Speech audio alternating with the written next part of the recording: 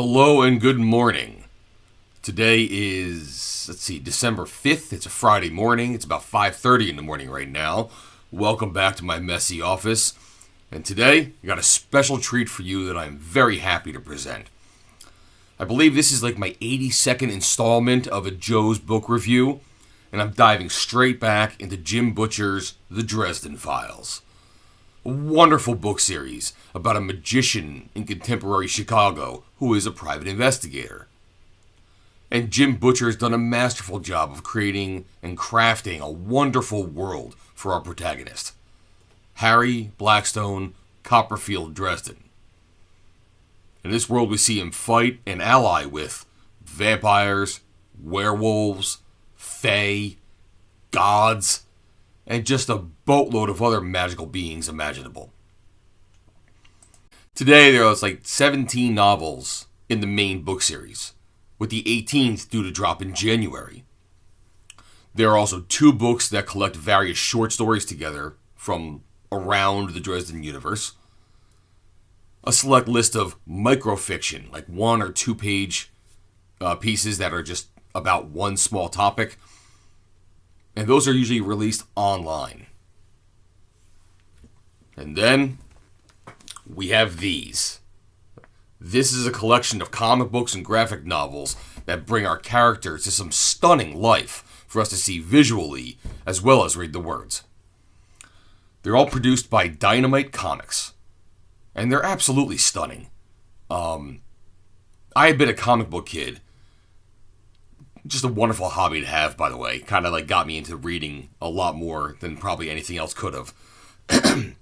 I hadn't really done anything with comics in about 25 years now. But it was a joy to pick these up and bring them into my Harry Dresden world. The colors are amazing, the artwork is top-notch, and it was by artists that I was not familiar with. Sorry.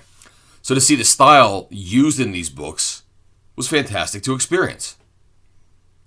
So let me break them down and let you know what's actually in them if you ever wanted to take a look. Sometimes libraries are pretty good with having graphic novels in there too. You might luck out and even find them there. I'm going to tell you about these in order, okay? I've been using this reading order I found online to help me navigate through the Dresden Files universe.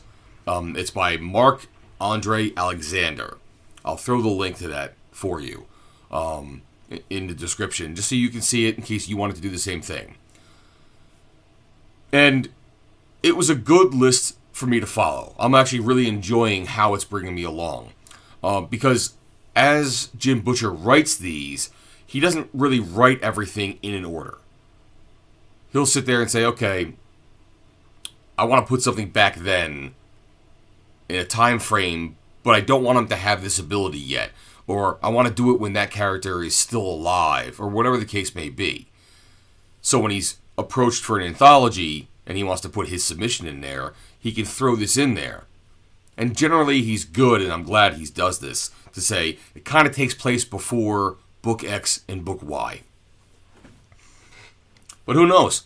Maybe he's actually writing them in order. Maybe it actually does happen that he finishes book 7 and then he gets a short story, so he just tacks it on afterwards.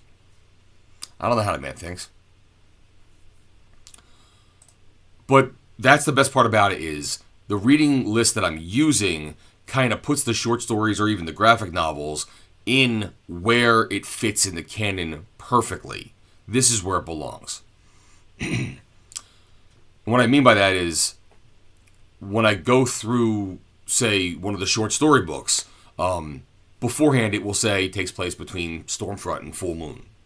Okay, so I can read Stormfront, read the short story. It might take place minutes after that story ended, or something in that story is necessary in the short story, and then jump into Full Moon without spoilers, or without reading it later on, or even after I'm done saying, wait a minute, when did this happen? I thought that person wasn't around anymore. So I know when I read the story, it fits where it belongs. Some of the comics are included in that timeline as well. So they have events that occur between two books. And I'll tell you when that happens as we go along. I'm very grateful to have this reading list as I'm going through it for the first time. So starting out, the first one we have here is called Welcome to the Jungle. This is one of those stories that actually takes place before the first novel. And this kind of goes back to the roots of Harry working with the Chicago PD.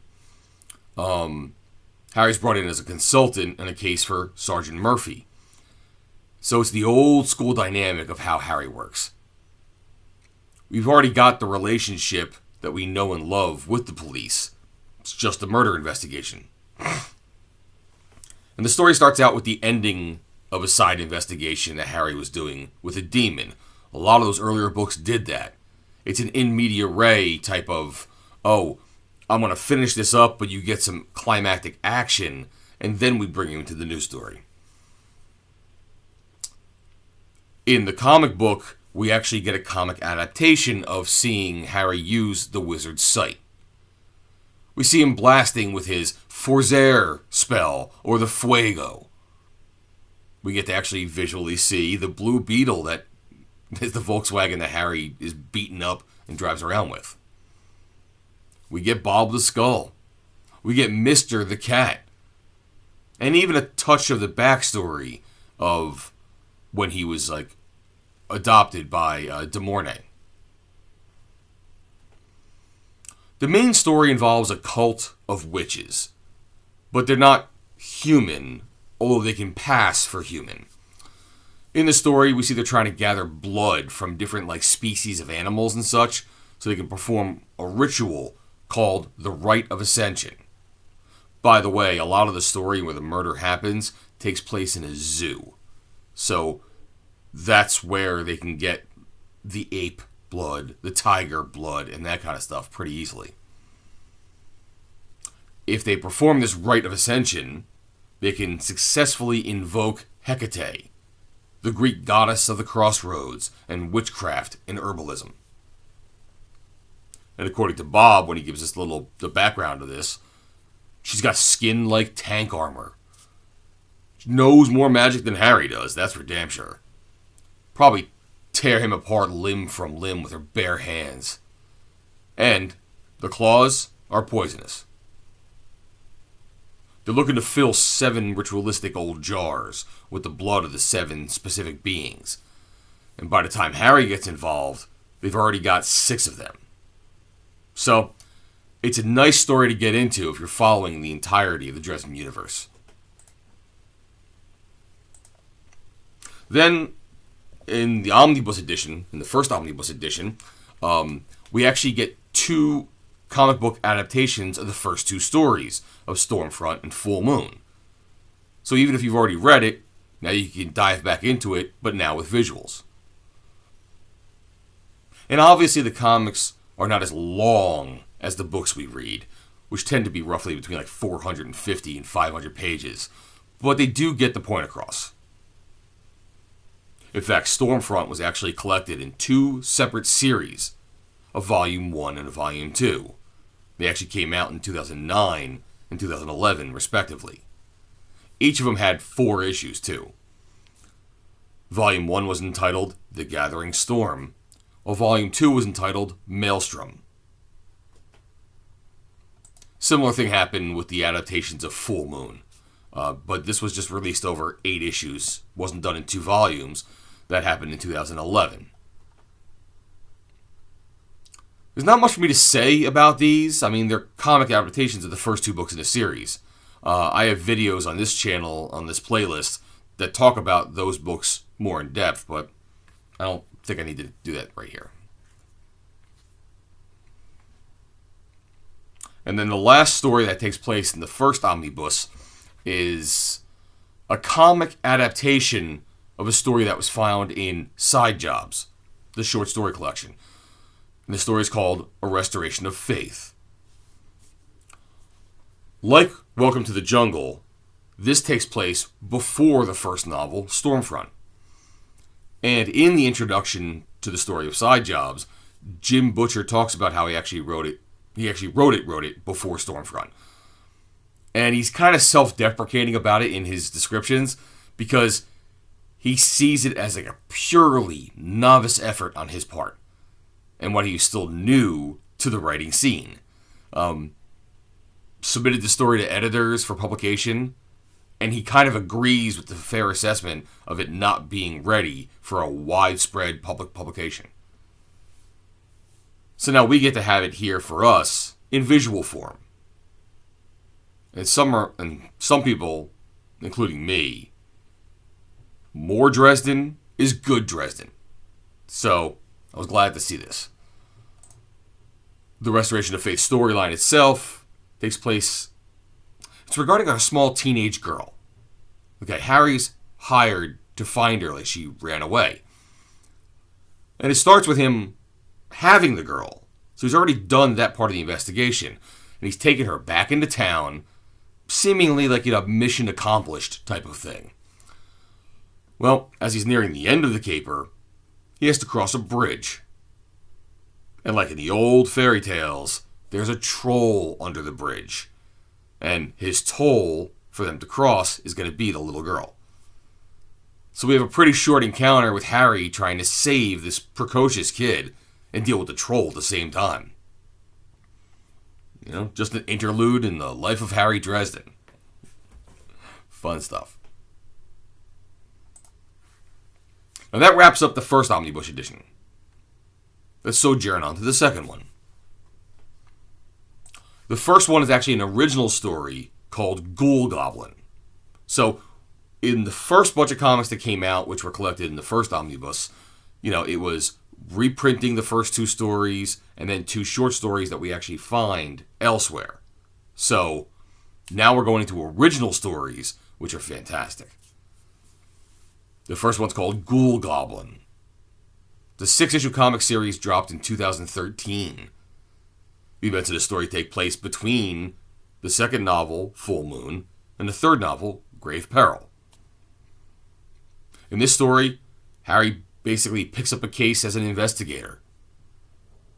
A sheriff from a town in northern Missouri comes to him and shows him gruesome photos of homicides that have occurred in this town. And these are killings of people, and they're all in the same family. So it's leaving their children as orphans now. Which kind of segues in how Harry feels about orphans, being that his parents died, and he had been taken by the wizard de Mornay. The crux of this story involves a family curse brought on about by an older ancestor in World War I. And here they actually illustrate this encounter in the beginning of the story for us. And then Bob fills us in on the rest when he makes his appearance. We have a goblin in the story whose name is Griswold. And there's also a ghoul whose name is Amber. We get to see that there's a Talbot, which is the family, that's still in town. And he's practically barricaded himself in his house. He has magical glyphs and symbols burned into the wrought iron fencing of his home, and they're molded and sculpted as part of the fence. A fence specifically built as a circle, which is very useful in magic. And he knows what's going on with the family bloodline, and has researched enough to help ward it off to the best he can. We also get to see Harry do one of his famous summoning spells in the woods, to get help and insight on what he needs to do in order to fight what is going on. And he's got to fight a family curse, he's got to fight a ghoul, and he's got to fight a goblin. The spell is successful, but he gets no knowledge. The spirit then passes along his wishes to the next spirit down the line. Pardon me. This spirit is called Naga, one of a race of ancient guardian servants, and they're sworn to neutrality, and typically appear in a great giant snake variety. And Harry, he's smart enough to show obeisance to him. And then the giant snake transforms and takes the form of a lovely Indian woman calling herself Aravada. Basically, Since Harry showed that devolving into fighting, which usually is one of the more baser instincts, he didn't do that. He decided to use his head and bow down. So this ancient spirit took a form of a person and talked with him. And the story itself is just chock full of, usual Harry stuff. Setbacks, negotiations, encounters with supernatural entities, a lot of fighting. And culminates with the mystical battle between the ghoul and the goblin, and Harry and a djinn, or more specifically what they call a quarren. And the climactic battle culminates in a supernatural conclusion with some fatalities. Again, Ghoul Goblin, a nice interlude into the lore of the Dresden universe. Now the next installment in the omnibus is something called Warcry, a 5-issue miniseries that was an original story that came out in 2014. Story takes place 4 months before Deadbeat, the 7th novel in the Dresden Files. In this one, Harry and a few of the wardens are dispatched to Iowa. There's a stronghold out there with a group of Venatori. Now, it's important for us, the readers, because we hadn't learned about the Venatori yet from my recollections. There are short stories for them that occur in side jobs and brief cases, but I didn't believe we actually saw them in the actual books yet, until the one that takes place after this one, Deadbeat, or possibly even Proven Guilty. So if you're going through the chronology like I am, this story is the introduction to them. At the time of this story, the Venatori are being besieged by the Red Court of Vampires. And one of the major reasons why, there's a sentient, monstrous being in the cellar of the stronghold called a Shoggoth. It's almost like one of those anime amorphous meat monsters, with mouths and teeth and fangs all over its body. It's said to feast upon human meat and grow larger as it consumes. The Red Court's trying to get a hold of this thing to use it. The Venatori, and by extension the Wardens, are trying to prevent this. We also get a pretty decent introduction to the Warden, Carlos Ramirez. We see him a lot later on, but this story, in the chronology, really gives him an introduction. I mean, we had a brief intro to him and other Wardens back in Deadbeat, when Harry needed them to fight against, the necromancy, the dead people, whatever. But in this story, we get involved with who he is, his relationship with Harry, and what he is capable of. We get to see a true novelization introduction in Deadbeat. So, the chronology of when you find him is all over the place. But again, I'm going through chronologically by story. So, I'm meeting him here, and I get more of him in the next book. And one of the things that we see through this story, by the way, is at the end of the last book, Harry had just recently become a warden himself.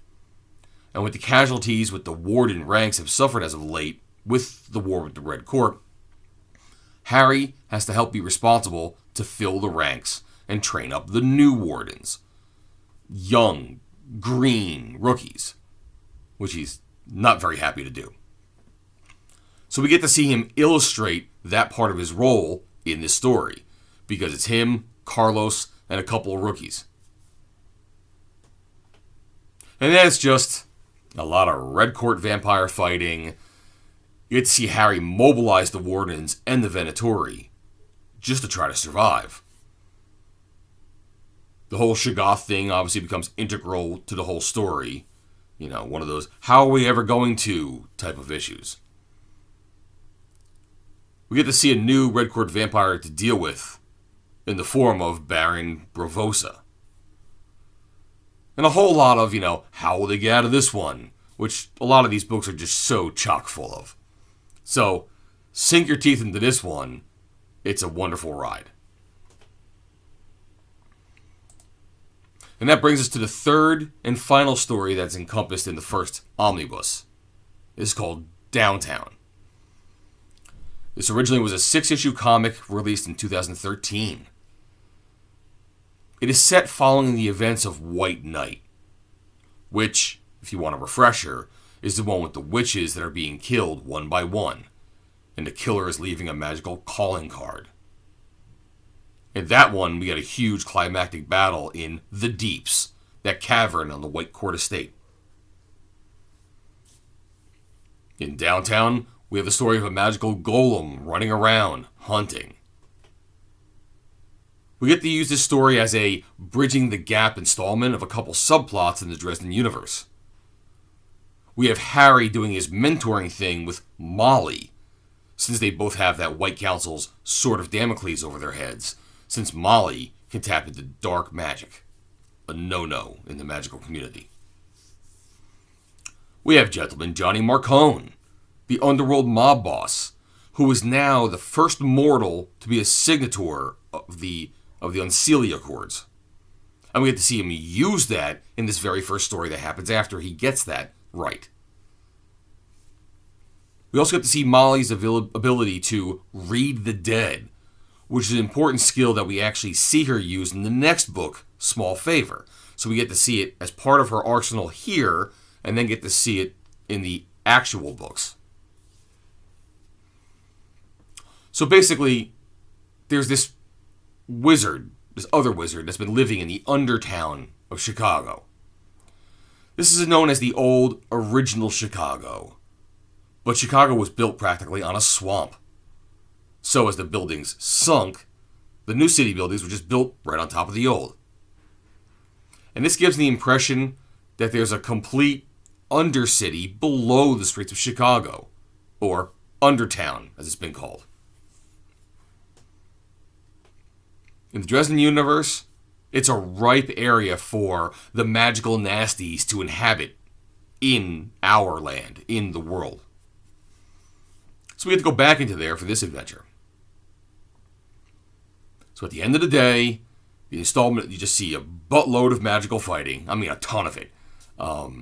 There's Harry against some miscellaneous creatures. You have him fighting with the golem. And let's just say fighting with it before and after. We get to see fight... What I have here? We get to see a fight versus the... Okay. We get to see Harry fighting the main wizard, who's behind this whole ordeal. We even get into one of those, like, invocation scenes, where Harry kind of attunes himself to this rat spirit living within the alleys of Chicago. And there's a whole bunch of Molly magic as well. And all this is perfect for a comic book format, by the way. So that finishes Omnibus 2. By the way, cool cover. This brings us to Wildcard. This originally was another 6-issue miniseries that came out in 2016. And just like Dogtown before this, still takes place after White Night. Although the Dresden Wiki site would say it takes place later in the next subsequent novels, Small Favor and Turncoat. So some people are still debating of when it might actually take place. And this original story, we're added a new character to the mix. The heavily adapted Puck. Now, Puck is a character from myths that's been around for a very, very long time. I mean, references to this character go back literally to the 1500s. You know, references in Old English or Old Norse writings in Celtic. There's an interesting treatise on the etymology of the name that's wonderful to follow, by the way. And in a very quick back-of-the-napkin explanation, Puck is kind of considered the Norse version of Loki. Oftentimes, he's like a hobgoblin, or one of the, what they call, Goodfellows. And at times back then, Hob of Hobgoblin could be substituted for Rob when they're writing for it. And Rob is just an old French version of Robin. the colloquial version of Rob, like Ricky is from Richard, so Rob from Robin. So over time, this all has come together, and they've actually started to call Puck by the name Robin Goodfellow, which became an anglicized version of Puck. And this name has been used in early writers such as Anthony Munday, William Shakespeare, and Antonio de Torquemada. But I digress. Jim Butcher's version of Puck has him as a wild fae, one of the denizens of the Never Never that is neither of the Summer Court or the Winter Court. They are independent fae, and therefore not bound by the rules of these courts. And Puck himself is deemed to be equally, if not more powerful than Harry Dresden's godmother, the Leandashi. In this story, there are a number of murders in Chicagoland.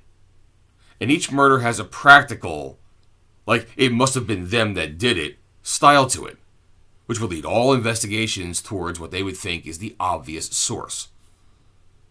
However, that was the intent. Puck has been pulling a mischief.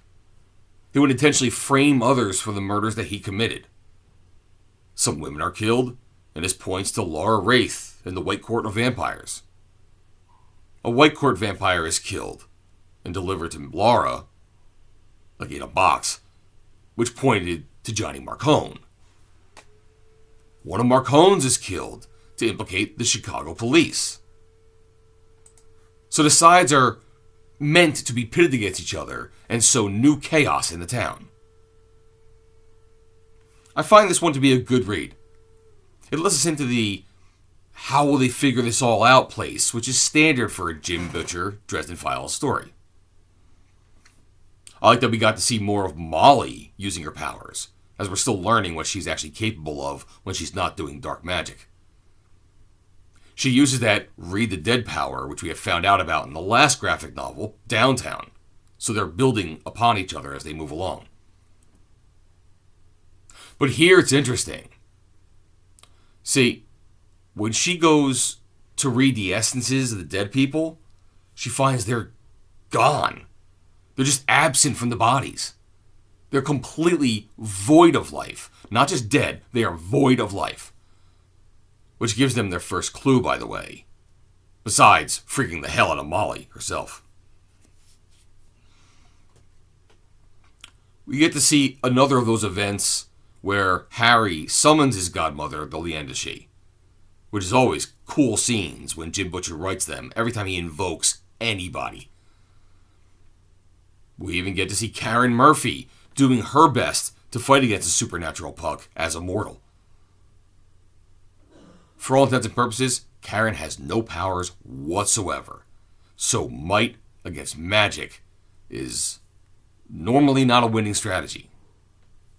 So, a wonderful story. The internet has a problem with how it was ended. It's up to you to decide whether you think the same thing. Let's put it this way.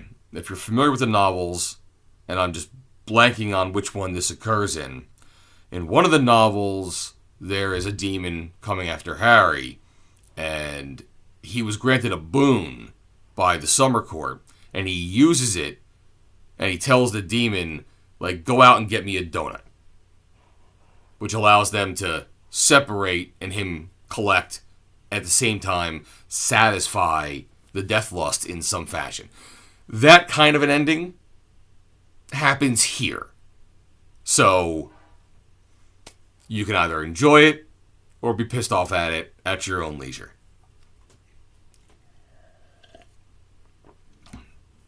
Funny enough, in the notes I'm reading while I'm going through this, I actually wrote this where I said, and finally, or let me say last but not least, but there's a caveat to that later on.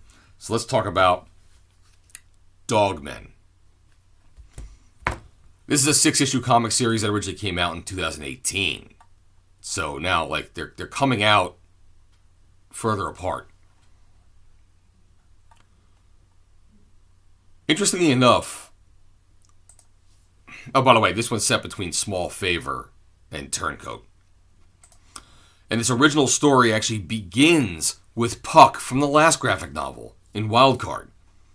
And here, Puck is raging through the streets. He kills Marcone. He impales Karen Murphy. I mean, Dresden is just broken. He's beside himself. And then he wakes up. You see, our hero, it's all just in his mind, but all this is weighing on his mind. And as he's trying to deal with these demons inside of him in such a way, knock, knock, he gets a visit from Listens to Win of the Senior Council, the White Council of Wizards. Seems like there's a wolf attack somewhere in a small Mississippi town. And what follows is an interesting story. You know, we get to see your share of city boy in rural Mississippi. We deal with the local sheriff and town security, which butts heads with a new military police force, you know, one of those dark, it doesn't exist kind of people who are somehow aware of the supernatural. We have the wolves themselves, a race of wolf people that have lived in the area for some time. And we get some ghouls in the mix. Actually, we get a lot of ghouls in the mix. And when they're introduced, it's actually kind of funny. You know, because Harry's trying to do his investigating thing, and he's trying to get involved with the local color, and he stops in a bar. You know, talking to the local bartender usually can be pretty good for drumming up, you know, local gossip. And here, the ghouls enter, cloaked in their human forms.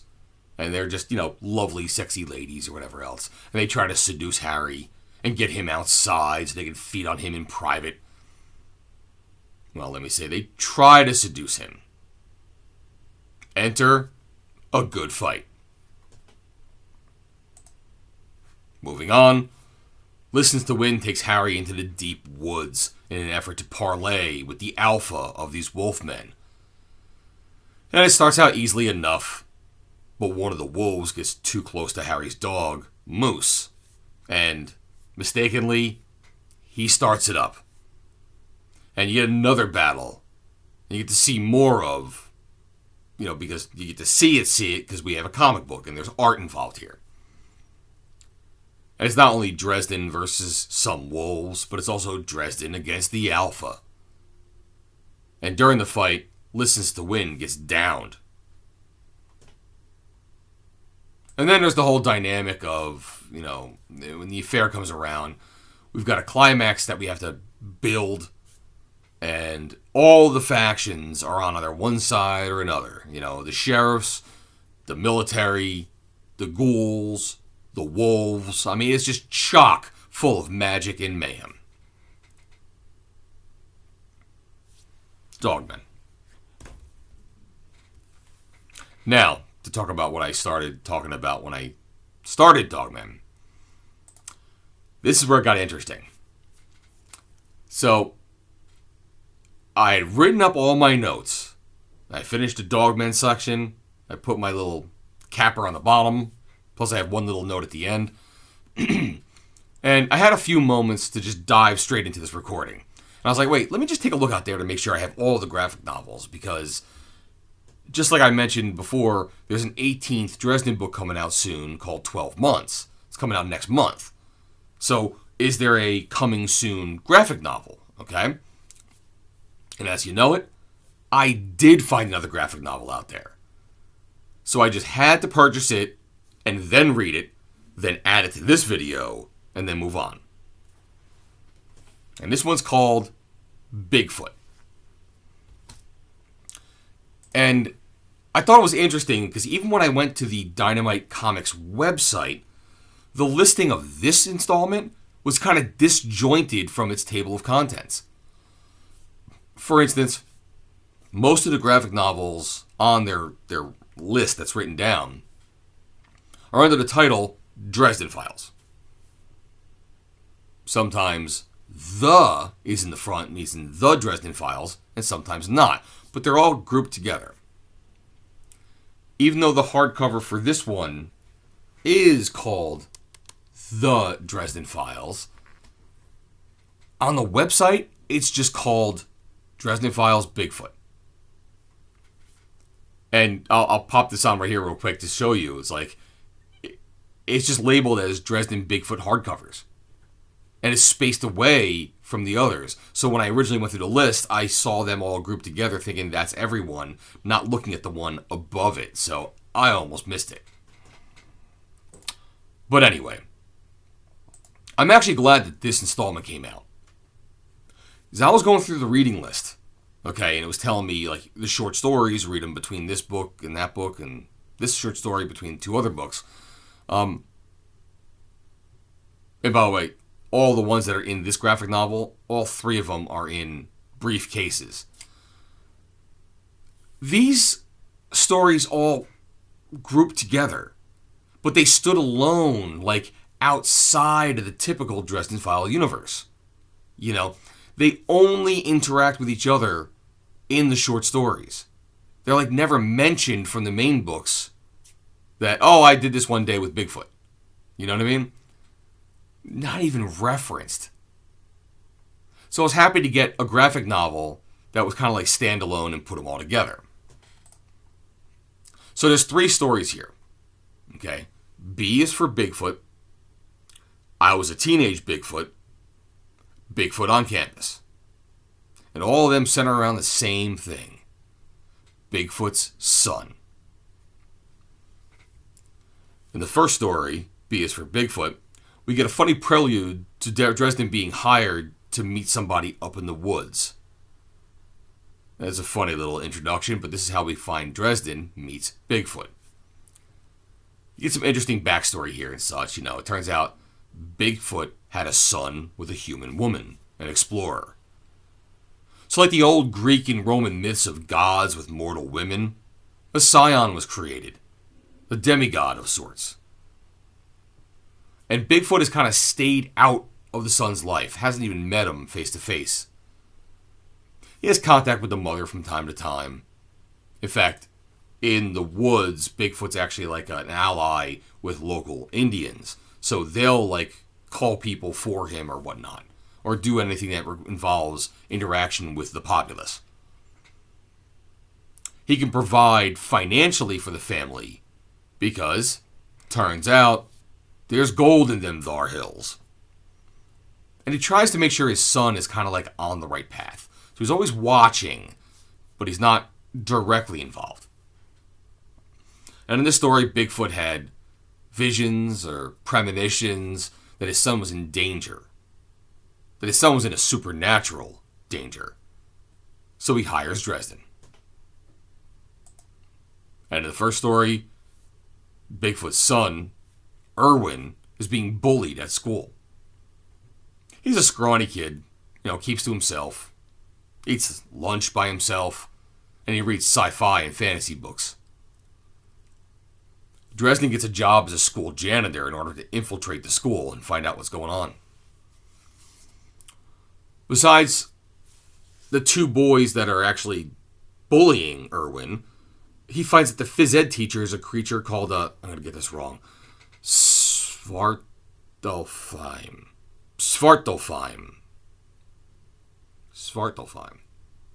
Close enough. A dwarfy, elvish race that were gifted craftsmen, responsible for creating some of the really cool artifacts in Norse myth. They weren't wicked exactly, but they were greedy, which often adds up to some similar results. Most important, they were a small supernatural nation unto themselves, one that protected its citizens with maniacal zeal. So, when Harry finds this thing, he can't just blast it. So what's happening is, the Svartalfheim was magically urging the bullies on. Using Erwin as a whetstone to sharpen their talents upon. And that's where the coach found value in Erwin. And as the story goes on, Harry's trying to get Erwin to fight for himself. But Erwin is kind of pacifistic in nature. He doesn't want to raise his hands against them. Even to the point where he's of the mind of, if they're bullying me, they're not bullying someone else. So, the kid's got heart. Eventually, there's a resolution where the bullies are confronted. Harry doesn't really interfere. And then, therefore, the Svartalheim doesn't have to bust up Harry. So it was a nice little self-contained story. Until the next installment, called I Was a Teenage Barefoot. I was a teenage Bigfoot. And this time, Harry is called back. Now the son is a little older, and he's in a boarding school. But he's currently in the infirmary of the boarding school. He's diagnosed with mono. But the thing is, so the Bigfoot people are kind of called the tree people. They don't get sick. So the fact that he has mono, something's going on. Harry gets himself checked in, and he checks it out, uncovers dark magic, and a ritual is taking place, with Erwin being at a center, and then everything happens the way it happens.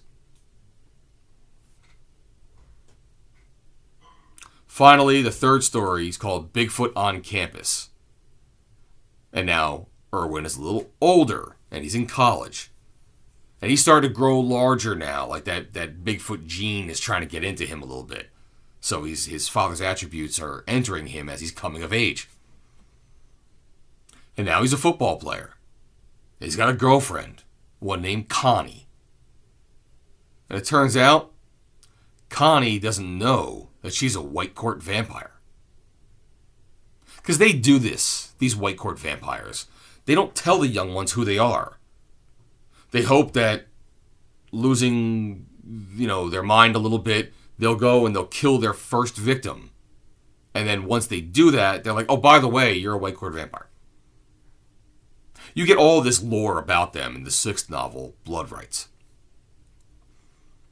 Now, this one doesn't have much going down in it.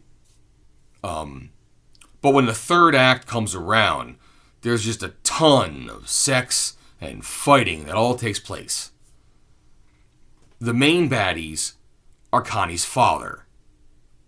And he has a bunch of ghouls as his henchmen. Now, the story is all told in retrospect, as Harry is sitting with the town sheriff in jail, telling him why he was in the midst of all this carnage. Why he was found in the middle of an orgy. Why there were holes in the walls of all the walls of the dormitory. And why there was a car sticking out of the fourth floor window. Harry, being glib and honest, tells the sheriff it was vampires. So, it's a very action-packed story. So it's something you could definitely appreciate. Now, seeing all these three stories flushed out with images is all well and good. But one thing they added to the graphic novel, which is not in the short stories, is that they added a frame narrative to everything. Okay? And what do I mean by frame narrative? Many books out there might be collections of short stories. As such, there's simply one story after another, and they might be in the same universe, they might touch on the same subject matter, but it's just one story, back to back to back. And if you were to take a short story book and bring it into a movie, it might not be interesting to the viewer just to have a string of short stories, unless that's the point of the movie. But with these, they added what they call a novel in stories. So instead of just three adventures of Harry and Bigfoot's son, Harry's telling these stories to Erwin and Connie. He's kind of helping them move into a new home. And Erwin's like, yeah, I've known Harry for a long time. Hey, Harry, tell Connie how we first met. Okay, boom, dive into the first story. That ends. There might be a page or two with panels to segue to the second story, and then so on the third story. So, the frame narrative is Uncle Harry relating the stories to Connie at Irwin's bidding, since she was only really around for the third story. Nice added touch, especially to us super fans of the Dresden Files, as we get more Dresden that we hadn't heard or read of before. But there's one other piece they added to this within the frame narrative, and it fits the greater narrative even of the novels. And possibly a spoiler to me. I had just finished reading Changes, and that's the one where Harry found that he even has a daughter, Maggie. During the narrative here, both Connie and Irwin were starting as teachers at St. Mark's. That's the reason why they were moving. And that's actually a school that Maggie is attending. So I'm not sure how much this fast forwards time a smidge from the short revelation of Maggie in the last book. But Harry has people in the school that his daughter is attending, and they're going to watch her back. A boon, I'm sure, that Harry really appreciates. So it was a nice added touch as they framed the short stories together. I just wonder if we're going to see them again in the subsequent novels in the Dresden Files that I'm going to read. So, there you have it. A complete listing and thorough review. It's up to you if it was thorough, but a complete listing and review of the Dynamite Comics versions and original stories of the Dresden Files universe. And I gotta say, I thoroughly enjoyed going through these stories and the books. I thought the art was pretty decent. Did a wonderful job buttressing up the stories. And the colors, as I said, were amazing. I kind of find these stories as a must-have of any fan of the series, as obviously I am. But I will say, there are some haters out there on this stuff. I made the mistake of looking this up, and I found more than a few Reddit threads on this topic. Some people think the art is just horrible. Limbs out of proportion. They highlight full moon when they say this a lot. I guess the stories themselves, or the adaptations of it, Jim Butcher they wrote them, or so to speak, with a Mark Powers. And folks are writing that they thought they saw when Mark Powers was involved. So, I personally say, don't go read the Reddit threads. Haters gotta hate, but I'm not one of them. But, interesting enough, and I gotta end on this note, here's some of the covers of what they call the case files in the series, right? And I'll put up on the screen here, here's some of the covers of the comics. Do you notice anything interesting about these? Or should I say, do you notice anything different about the covers? In all the comics, Dresden is not wearing a hat. They have the duster, they have the staff, but not the wide-brimmed hat. And I kind of found this disappointing at first. And then I think I realized there is no hat in the books. From my memory, I don't think Jim Butch ever talks about Harry wearing a hat. Now, granted, on the case file novels, I gotta say, I love the covers.